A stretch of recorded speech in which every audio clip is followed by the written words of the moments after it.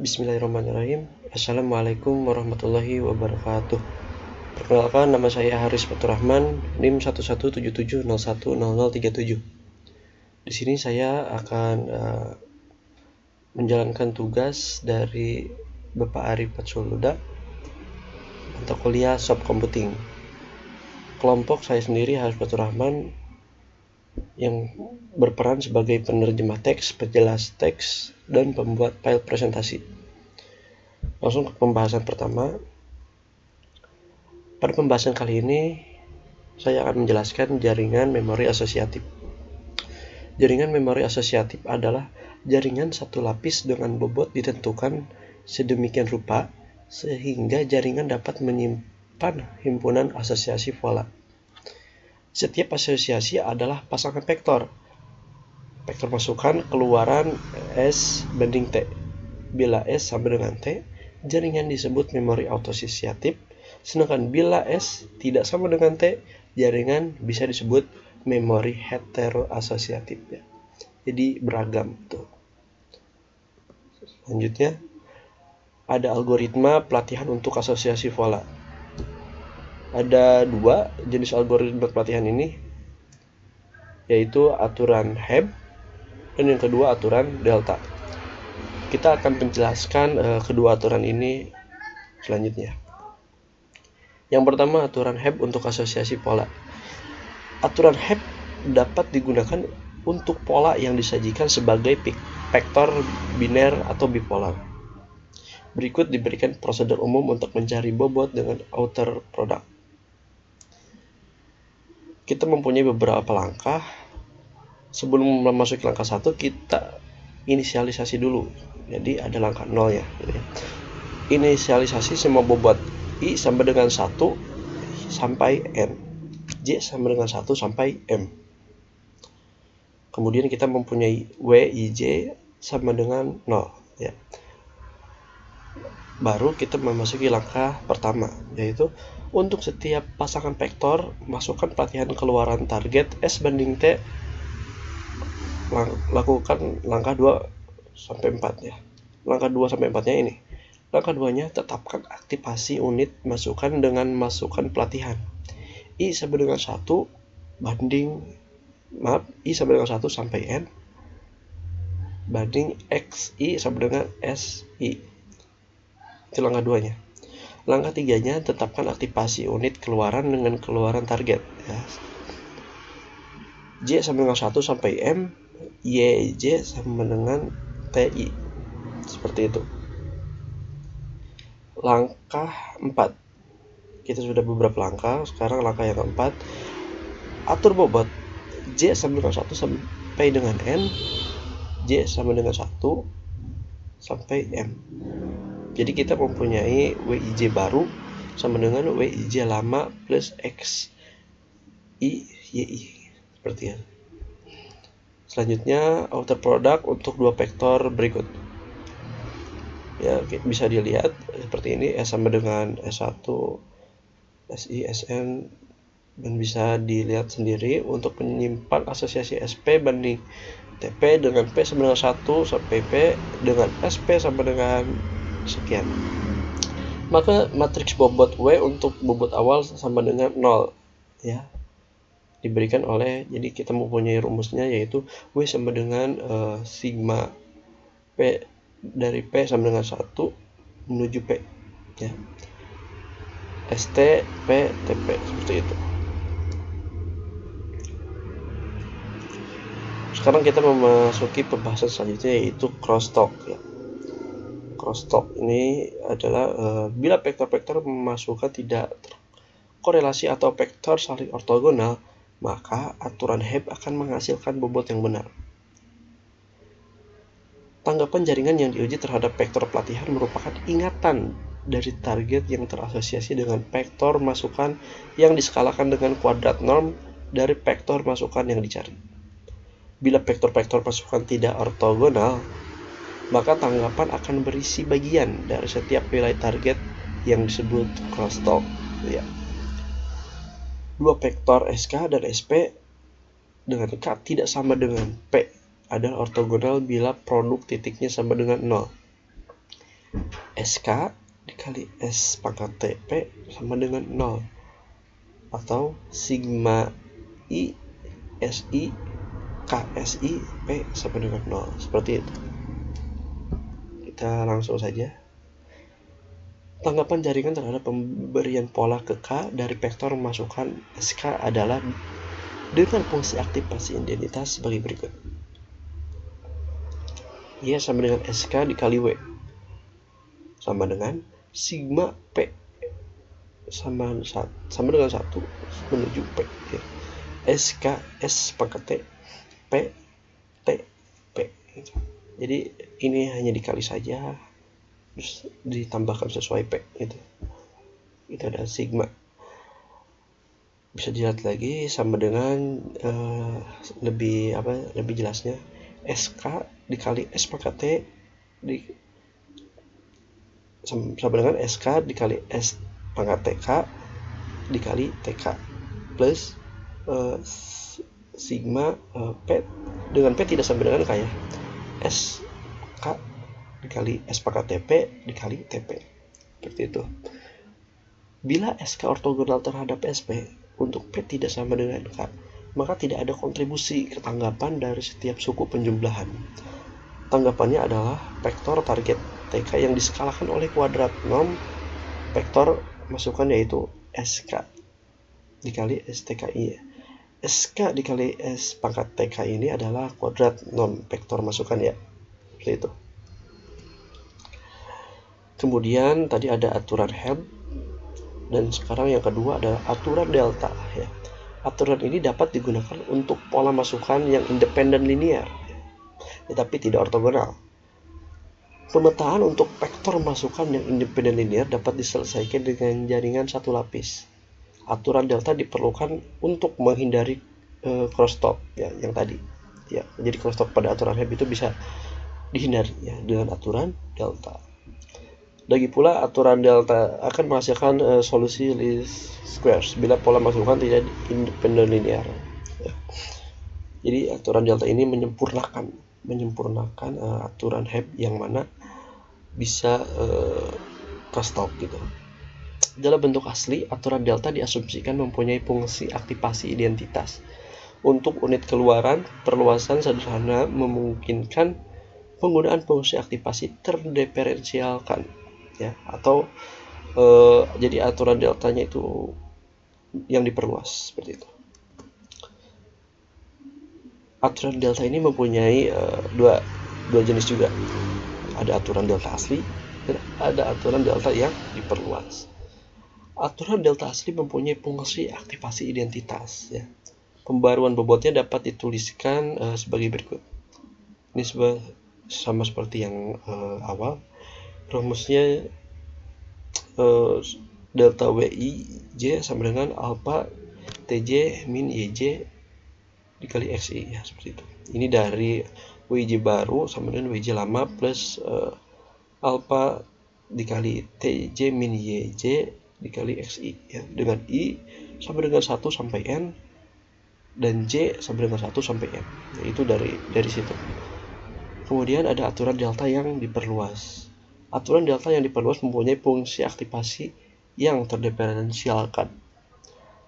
Delta WIJ sama dengan alpha dikali TJ min YJ dikali XI F aksen Y INJ, ya. Ini agak sedikit rumit, tapi ini sebenarnya bisa dikatakan mudah, ya. Kita ke pembahasan selanjutnya. Kita akan membahas jaringan neural memori heteroasosiatif, ya. Ingat heteroasosiatif yang tadi ada sebelum di sini ada autoasosiatif, ya. Ada autoasosiatif dan ada heteroasosiatif. Jadi heteroasosiatif ini jika S tidak sama dengan T, ya.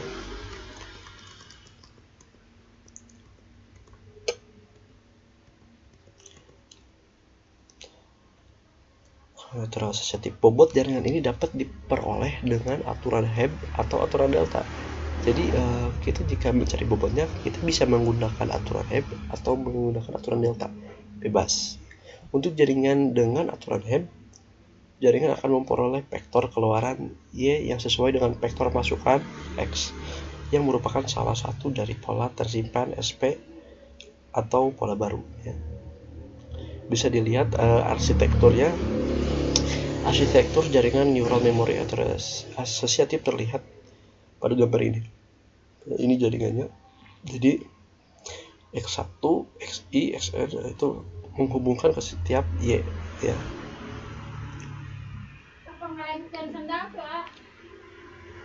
Masukan neto untuk neuron YJ adalah sebagai berikut.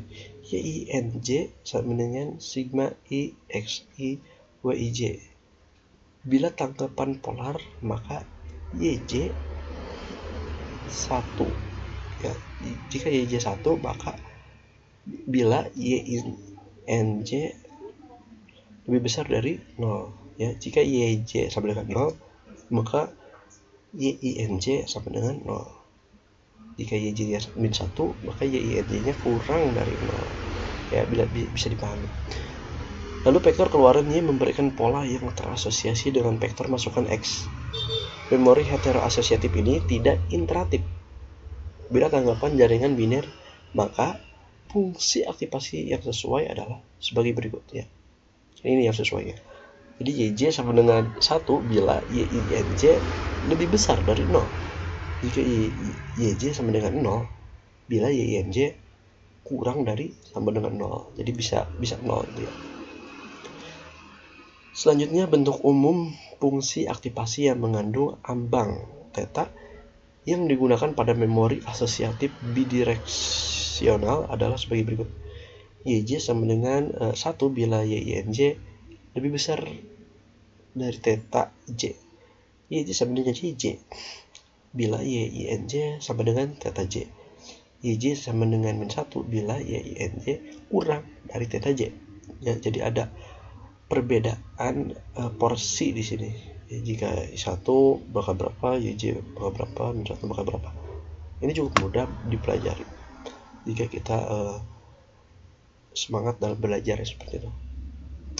Pemilihan tanggapan yang diinginkan untuk neuron bila masukan netonya tepat sama dengan ambang sembarang. Untuk jaringan heteroasosiatif umpan maju diperlukan definisi awal aktivasi untuk semua unit. Misalnya ditetapkan sama dengan 0, ya, seperti itu. Juga dimungkinkan menggunakan fungsi aktivasi perseptron yang materi minggu lalu, gitu ya. Perseptron yang memerlukan masukan neto lebih besar daripada theta J agar keluaran sama dengan 1 dan masukan neto kurang dari theta J agar keluaran dengan min 1. Ya. Bila aturan delta digunakan untuk pengaturan bobot, maka fungsi aktivasi yang lain seperti sigmoid juga dapat digunakan. Ya, ingat ya, jika aturan delta digunakan untuk pengaturan bobot itu, maka fungsi aktivasi yang lain seperti sigmoid juga dapat digunakan. Selanjutnya tadi ada jaringan heteroasosiatif, sekarang ada yang lebih khusus, gitu ya, autoasosiatif. Jaringan autoasosiatif merupakan kasus khusus tuh kan, jaringan heteroasosiatif. Jadi vektor masukan pelatihan keluaran target adalah identik. Proses pelatihan disebut penyimpanan vektor yang dapat biner atau bipolar. Jadi bisa biner atau bipolar. Vektor yang tersimpan dapat diperoleh kembali meskipun masukan yang diberikan cacat. Kinerja jaringan ditinjau oleh kemampuan memproduksi pola tersimpan dari masukan yang berderau. Kinerja umumnya lebih baik untuk vektor bipolar daripada vektor biner. Ya, jadi bipolar itu lebih baik kinerjanya daripada biner. Untuk jaringan auto asosiatif kadang-kadang bobot diagonal, ya. Jadi yang menghubungkan komponen pola masukan ke komponen pola keluaran yang sesuai, gitu itu ditetapkan menjadi 0. Penetapan bobot menjadi 0 ini memperbaiki kemampuan jaringan untuk perampatan, ya. Khususnya bila lebih dari satu vektor disimpan di dalamnya. Hal ini juga perlu untuk kasus interatif atau bila digunakan aturan delta untuk mencegah pelatihan menghasilkan matriks bobot identitas seperti itu. Ya, ini masih bisa dipahami. Kita ke pembahasan selanjutnya. Nah, di sini kita mempunyai arsitektur juga ya. Tadi ada jaringan heterososiatif, arsitekturnya seperti itu, dan sekarang arsitektur dari jaringan autoasosiatif. Tidak jauh beda ya dengan heterososiatif ya. Arsitektur jaringan autoasosiatif terlihat pada gambar tersebut dengan aktivasi setiap unit masukan XI sama dengan I dan setiap unit keluaran YJ. Caca unit masukan sama dengan unit keluaran. Ya, bisa dilihat ini sama dan algoritmanya seperti ini. Untuk jaringan yang saling ortogonal dapat digunakan aturan Hebb. Ya, ingat, jika jaringannya saling ortogonal, maka kita pakai aturan Hebb untuk menetapkan bobotnya. Karena vektor masukan dan vektor keluaran terkorelasi sempurna komponen per komponen. Sebelum kita masuk ke langkah-langkah 1, 2, 3, 4, kita inisialisasi terlebih dahulu seperti halnya aturan yang tadi ya. Semua bobot sama, I sama dengan 1 sampai M, J sama dengan 1 sampai M, maka menghasilkan WIJ sama dengan 0, seperti itu. Ini sama seperti yang tadi. Bisa dibaca kembali. Dalam praktik bobot ditetapkan dengan formula sebagai berikut. W sama dengan P sigma P sama dengan 1 S pangkat T P dikali TP ya. Sama juga. Bab ini salah, ini sebenarnya contoh jaringan heteroasosiatif dilatih dengan aturan Hebb. Jadi kita melakukan trainingnya terhadap heteroasosiatif, jaringan heteroasosiatif dengan menggunakan aturan Hebb. Misalkan jaringan dilatih untuk menyimpan pemetaan berikut dari 4 vektor baris masukan yang tidak saling ortogonal menjadi 4 vektor baris keluaran. Ya. Pola pertama kita masukkan vektor masukan 1, 1, 0, 0. Ini adalah bilangan biner ya, dia hanya 1 dan 0 aja. Langsung mengeluarkan 1, 0 ya. Pola kedua 1, 0, 0, 0, mengeluarkan juga 1, 0. Pola ketiga 0, 0, 0, 1, keluarannya beda yaitu 0, 1. Pola keempat 0, 0, 1, 1, keluarannya 0, 1. Jadi pola pertama itu keluarannya sama dengan pola kedua ya, yaitu 1, 0. Dan pola ketiga sama dengan 4, yaitu 0, 1. Seperti itu. Cukup mudah. Nah, dari sini kita mendapatkan solusi ya. Dari formula sebagai berikut, W sama dengan P dari 1 sampai P sama dengan 4, ST S pangkat T P dikali SP, maka kita bisa menghitungnya ya. W sama dengan ada matriks 1 kali 4 1, 1, 0, 0 gitu ya, dikali 10 ya, seperti itu ya, terus dikali 10, dan yang 0, 0, 0, 1 itu dikali 0, 1. Kita hanya mengalihkannya saja. Lalu 1, 0 menghasilkan 1, 0, 1, 0, 0, kita tambahkan, lalu menghasilkan hasilnya yaitu 2, 0, 1, 0, 0, 1, 0, 2, seperti itu. Contoh jaringan heteroasosiatif pada contoh sebelumnya diuji dengan pola yang mirip dengan masukan pelatihan. Vektor uji X sama dengan 1, 1, 1, 0 berbeda satu komponen dengan pola pelatihan pertama dan berbeda dua komponen dengan pola keempat ya. Jadi berbeda satu komponen saja dengan pola pelatihan pertama dan dua komponen dengan pola keempat. Bagaimanakah tanggapan jaringan tersebut terhadap vektor uji tersebut gitu? Solusinya, tanggapan jaringan adalah seperti berikut. Y sama dengan X dikali W besar sama dengan 1, 1, 1, 0 ya, seperti itu. Jadi kita dapat tuliskan bentar.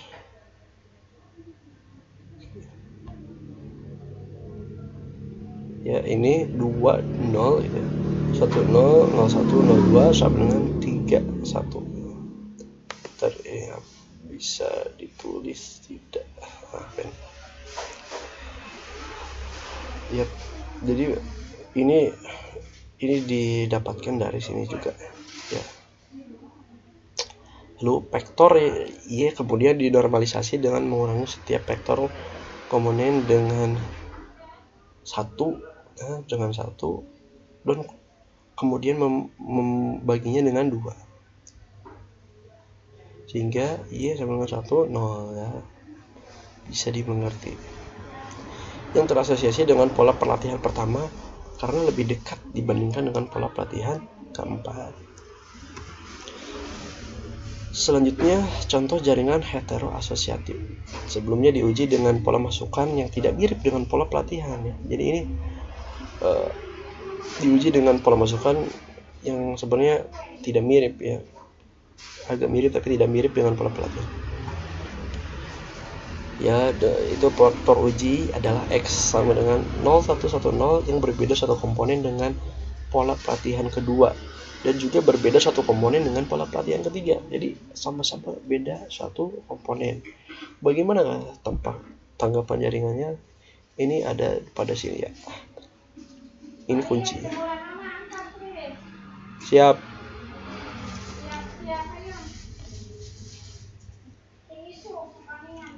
Solusi tanggapan jaringan adalah sebagai berikut ya. Jadi solusinya ini.